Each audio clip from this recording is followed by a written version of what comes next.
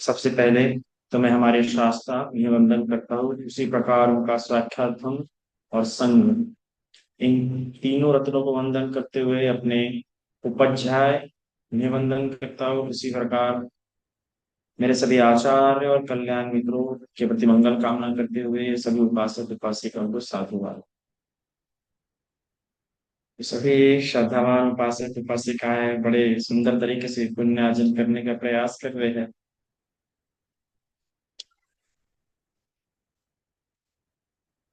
धर्मानुरागी, धर्म प्रेमी, धर्म रश्मि इच्छुक आप सभी लोग जो धर्म श्रवण कर रहे हैं, फिर धर्म श्रवण के बाद धर्म मनन, यह भी एक बात होती है कि ये आपसे हो रहा है कि नहीं, इस पर आपने विचार करना चाहिए। धर्म मनन भी आपका चलते रहना चाहिए। लोग धर्म श्रवण कर रहे हैं, धर्म की ओर झुकते जाते हैं, पर धर्म मनन से क्या हो जाता है?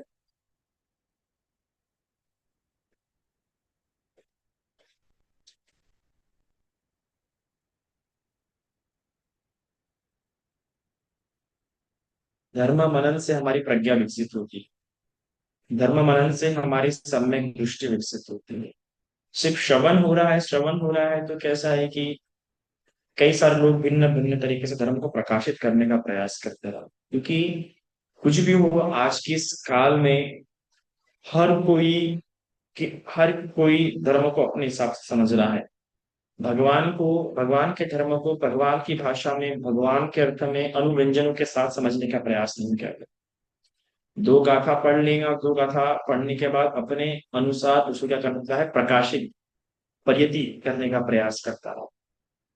इस कारण के वजह से भी जो भी कोई धर्म को सुन रहा है, उस व्यक्ति ने स्वयं का मनन भी करना चाहिए।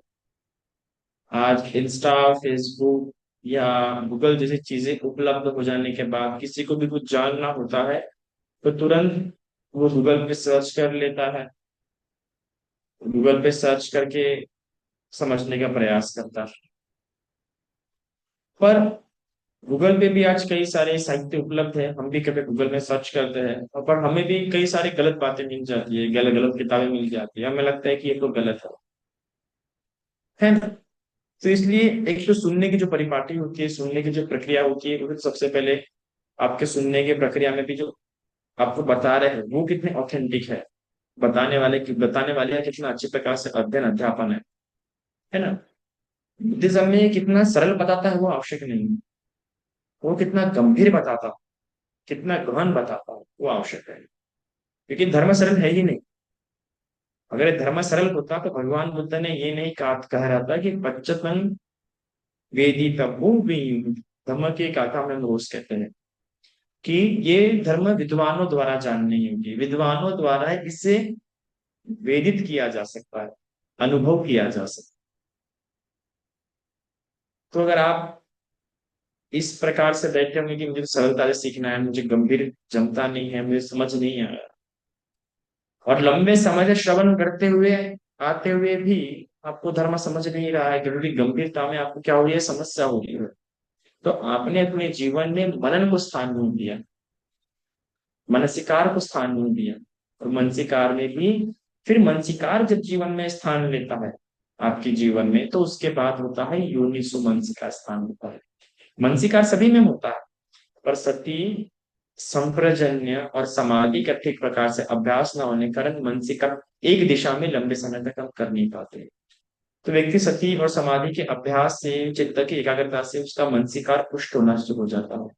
अर्थात जो मनसिकार अल्प अवधि के लिए पहले रहता था, अब वो मनसिकार लंबे अवधि तक किसी भी वस्तु पे वो अच्छे से कर पाता है। सती और समाधि के अभ्यास से उसका मनसिकार में गंभीरता और गहनता भी आने की संभावना रहती है, सत्य और समाधि के अभ्यास से। सत्य और समाधि का अभ्यास नहीं करता तो उसके मानसिकार में अर्थात चिंतन मनन में क्या होती है, गहनता और गंभीरता नहीं आ पाती, है ना? तो कई बार हम देखते हैं ना कि बहुत लंबे समय से, सालों से धर्म सुनते आ रहे हैं, लंबे समय से बड़े बड़े विद्वान भिक्षु के साथ रहने पर भी उनके मनन मनन शक्ति जो है वो गंभीर गहन नहीं हो पा रही है, या फिर गंभीर प्रवचनों को समझ नहीं पा रहा है, उसको समझ नहीं रहा। तो उसका कारण ये है कि उसके जीवन में मानसिकार नहीं है, और मानसिकार होने पर भी सती संप्रजनन मजबूत ना होने के कारण वो ढंग से कर नहीं पा रहा। फिर जब सती संप्रजनन से उसका मानसिकार मजबूत होता है, तो फिर उसके बाद उसका यूनिसो मानसिकार शुरू होता है, अर्थात ठीक प्रकार से मनन करना, ठीक प्रकार से सोचना। अभी इसके लिए एक बड़ा प्यारा उदाहरण है हमारे भक्ति जी थे, धम्मवीर भक्ति जी, जिनका मैं अक्सर नाम लेता हूँ, जिनके प्रवचन मुझे सब ज्यादा पसंद है। तो ऐसा ही उनके गांव में ऐसा, अभी एक बार, अभी कुछ दिनों के पहले की बात थी, यहाँ पे आने के पहले, तो उनके गांव में उन्होंने मूर्ति बिठाई। तो गांव में जब मूर्ति बिठाई, तो एक लड़की का क्या हो गया, एक्सीडेंट हो गया, उसका हाथ टूट गया। तो कई सारे लोगों में देखो मन कैसा हो रहा, अयोनिसो मनसिकार, ठीक प्रकार से मन। तो सभी के लोगों के मन में आया, अरे आज ही मूर्ति बैठी, और मूर्ति बैठते बैठते लड़की का क्या हो गया, एक्सीडेंट हो गया है। साइकिल से आ रही थी, उसका एक्सीडेंट हो गया और हाथ टूट गया, उसका हाथ फ्रैक्चर हो गया।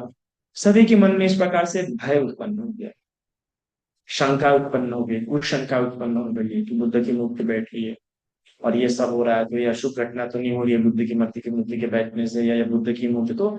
ऐसे भिन्न भिन्न प्रकार के मानसिकार चले कि घटना वैसे घटित हुई है।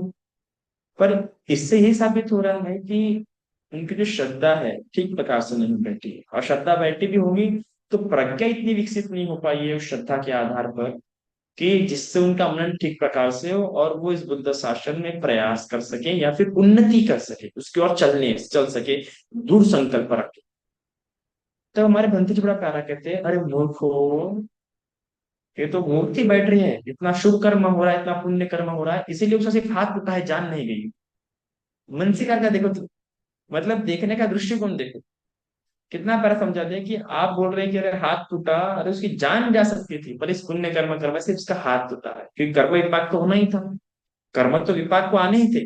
पर इस पुण्य कर्म के उस पापमय कर्म की जो इंटेंसिटी है, जो प्रभावशालीता है, वो क्या हो गई, कम हो गई। और सही में जब भंत जी ने हमें उसके साइकिल की फोटो दिखाई एक्सीडेंट होने के बाद, तो इतनी खतरनाक उसके साइकिल की हालत हो गई कि मुझे खुद को आश्चर्य हो गया कि इसका सिर्फ हाथ टूटा। तो बातें ऐसी होती है कि वो हम उस घटना को किस प्रकार से देख रहे हैं, उस घटना को किस प्रकार से क्या कर रहे हैं, एनालिसिस कर रहे हैं, और इसी में यूनिसो मनसिकार सबसे ज्यादा क्या करता है, सहायता करता है। अगर कोई डॉक्टर आपका इस हालत ठीक नहीं कर रहा है, तो चेंज द डॉक्टर और चेंज द मेडिसिन।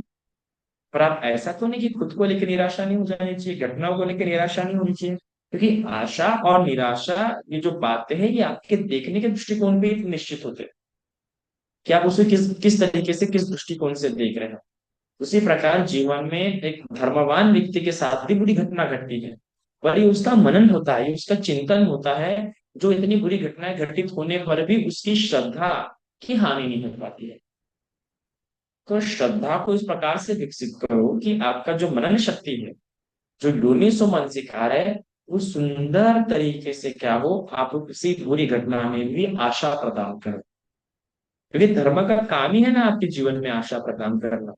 अगर आपके जीवन में बुरी घटनाएं हो रही है और आप तुरंत निराशा हो जा रहे हैं, तो आपने खुद से प्रश्न पूछना चाहिए। खुद से प्रश्न पूछना एक बहुत सुंदर बात होती है इस बौद्ध जगत में। एक उपासक होने के नाते आप खुद को लेकर प्रश्न पूछते हैं कि हमको एक बड़ा पैरा सूत्र है, 10 धम्म सूत्र हमें बताया गया, भगवान भिक्षु को बताया है, 10 धम्म सूत्र। उस 10 धम्म सूत्र में भगवान ने बड़ी प्यारी बात बोली कि कोई तुम्हारी निंदा कर रहा है तो तुमने खुद में विचार करना चाहिए, कोई मेरी निंदा क्यों कर रहा है, ठीक है, कुशल है या अकुशल है, उसके पीछे कारण क्या है। पर उपासकों ने इस प्रकार विचार करना चाहिए कि मेरा यह मानसिकार ठीक है कि नहीं। सबसे गलत बात यह है कि कोई भी अपने विचारों को लेके विचार नहीं करता, विचार तो करता है, और उस विचार के ऊपर इस रीति से विचार नहीं करता है कि ये जो मानसिकार मेरा जिस दिशा में जा रहा है, ये दिशा ठीक है कि नहीं। इंसान सोचना तो करता है, जैसे कि हम बोलते हैं कि मेरे में नेगेटिव थॉट्स आ रहे हैं, मेरे क्या कर रहे हैं, नेगेटिव थिंकिंग क्या हो रही है, डेवलप हो रही है, मेरे में नेगेटिव थॉट्स आ रहे हैं।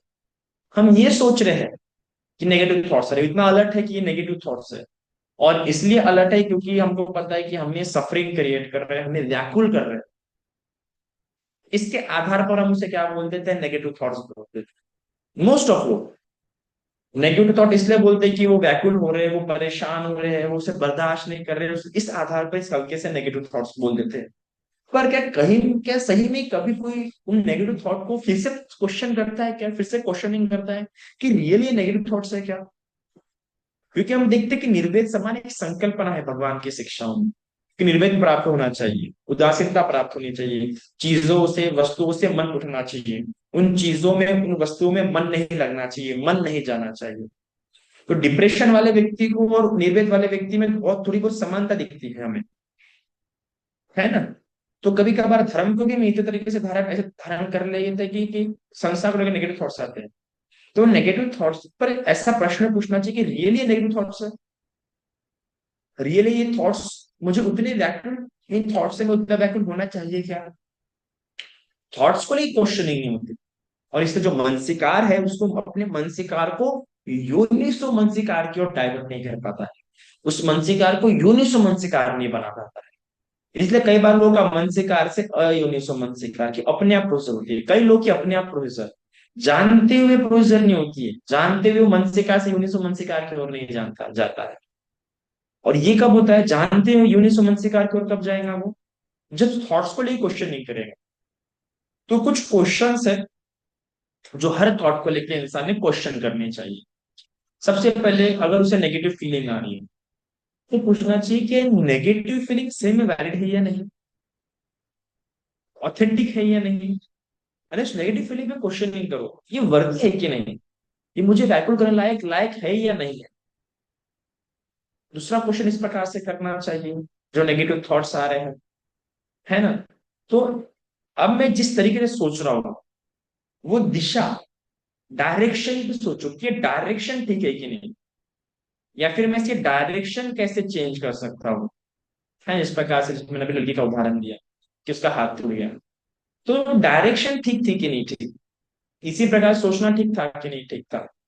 फिर तीसरा क्वेश्चन इस प्रकार से आप पूछ सकते हैं अगर आप नेगेटिव थॉट्स हटाने हैं तो, कि मुझे ये जो नेगेटिव थिंकिंग उत्पन्न हो रही है क्या इसके कोई पॉजिटिव पॉइंट्स हो सकते हैं कि नहीं, क्योंकि नेगेटिव थिंकिंग के भी कुछ पॉजिटिव पॉइंट्स हो सकते हैं, तो पॉजिटिव पॉइंट्स पे विचार करो। एक हमारे पास एक किताब तो होंगी, वो किताब पे हमें लिखना चाहिए, थॉट्स लिखना चाहिए, है ना? कि क्योंकि आज के समय में हमें काउंसलर नहीं मिल रहे, अगर नहीं मिल रहे तो हमें उसको इंटरप्रेट करना चाहिए, लिखना चाहिए क्या क्या पॉजिटिव पॉइंट्स हो सकते हैं उस नेगेटिव थिंकिंग के। इस प्रकार को सोचता नहीं, नेगेटिव थिंकिंग के भी कुछ पॉजिटिव पॉइंट्स होते हैं, हो ही नहीं सकता किसी भी नेगेटिव, कोई सी भी तरह के नेगेटिव थिंकिंग क्यों ना हो, हर नेगेटिव थिंकिंग के कुछ पॉजिटिव आउटपुट्स हो सकते हैं, पर हम हमारे मन में नहीं लाते। और एक बार जब नेगेटिव थिंकिंग कुछ पॉजिटिव आउटपुट आ जाते हैं तो उस क्षण ही वो नेगेटिव थिंकिंग नहीं रहती, उस क्षण ही नेगेटिव थिंकिंग नहीं रहती, उसके समय के बाद से वो आपके लिए पॉजिटिव है, क्योंकि आप में कुछ पॉजिटिव गुण क्या कर रही है, वो डेवलप कर रही है, कितनी भी गलत बात क्यों ना हो। फिर एक ऐसा क्वेश्चन ऐसे ही पूछ सकते हैं कि कोई नेगेटिव थिंकिंग चल रही है, नेगेटिव मन से कार्य है, तो इसको मैं पॉजिटिव तरीके से कैसे देख सकती हूँ। पहले इसमें बोला था कि मैंने पॉजिटिव गुण क्या हो सकते हैं, इसके पॉजिटिव आउटपुट क्या हो सकते हैं। नहीं तो आप ऐसा विचार कर सकते हैं कि मैं इसे पॉजिटिव पर्सपेक्टिव से कैसे देख सकती हूँ, ये भी एक बात होता है।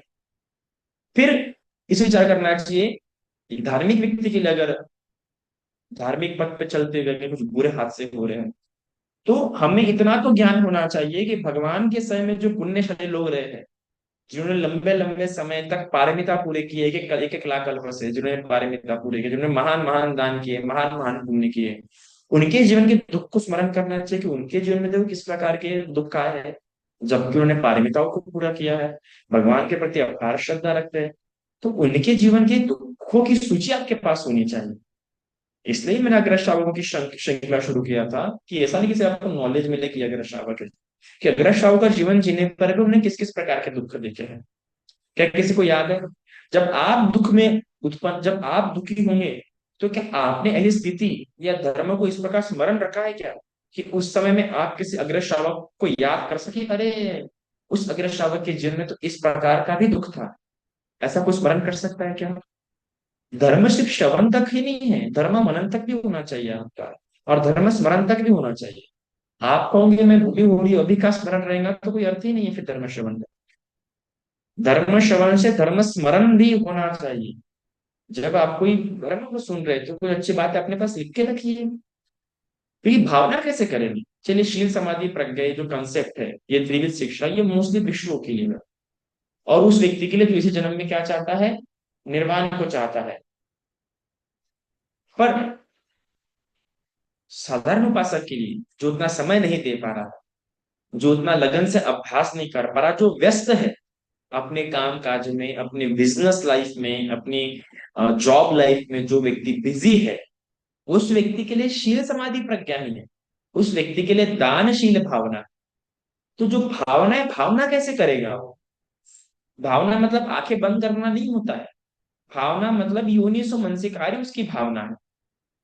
अच्छी बातों के उदाहरणों को अपने मन में उत्पन्न करके अपने शरीर को आनंद देना, अपने शरीर को क्या देना? शांति प्रदान करना, ये उसका मनन है, ये उसकी भावना।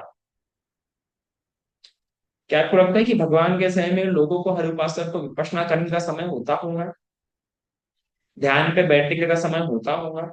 लगता है आपको उस समय में हर किसी इतना समय होता होगा कि वो पालथी मार के बैठ के ध्यान कर सके? नहीं होता। कई लोग तो बहुत, कई लोग तो गुलाम थे, दूसरे घर में काम करते थे। वो लोग कैसे ये अभ्यास करते होंगे भगवान की? तो भावना द्वारा, अर्थात शील समाधि प्रज्ञा। समाधि दूसरा अंग आ जाता है और दानशील भावना तीसरा अंग आता है। भावना का अभ्यास तब उसका मजबूत होता है जब दान और शील उसका मजबूत हो जाता है। और भावना इतना प्यारा शब्द है कि इसमें प्रज्ञा और समाधि दोनों समाहित हो जाते हैं। तो भावना करने वाले व्यक्ति को भी आवश्यक होता है कि उसकी स्मरण शक्ति अच्छी हो। चलो, स्मरण शक्ति अगर उसकी अच्छी नहीं है, तो कुछ तो बातें पता है, जिस जिस जब नेगेटिव थिंकिंग उसमें उत्पन्न हो या अयूनिसो मानसिकार हो, तो स्वयं यूनिसो मानसिकार उत्पन्न कर सके। क्योंकि हमेशा तो कल्याण मित्र नहीं मिल सकता, हमेशा कल्याण मित्र की और भागे भागे तो जा नहीं सकती। ये कल्याण मित्र एक बाहरी चीज है, हर क्षण आपके साथ तो नहीं रहेगा 24/7। उस समय क्या करेंगे आप? कल्याण मित्र ही व्यस्त रहता होगा आपका। तो वो जब कल्याण मित्र से आप चर्चाएं करते हैं, जब प्रवचन आप सुनते थे, प्रवचन सुनना मतलब क्या है? कल्याण मित्र के साथ समय बिताना। अभी आप जो सब प्रवचन सुन रहे हैं, तो आप मेरे साथ समय बिता रहे हैं। हम लोग अब एक से क्या समय बिता रहे हैं, ये हमारा प्रवचन सुनना। और अभी तो मैं दिन भर तो रहता नहीं हूँ, हर्षण तो आपके पास रहता हो नहीं हूँ, फिर क्या करेंगे? तो जब हमारी भी बातें हो रही है, मेरे पास जब आप धर्म सुन रहे हैं, तो अभी क्या करेंगे आप? कुछ अच्छी बातें आपको लगेंगी तो लिख कर रख देंगे। फोन होगा, फोन में नोट्स होंगे, कुछ पॉइंट में लिख कर रख देंगे कि ये बात अच्छी हो।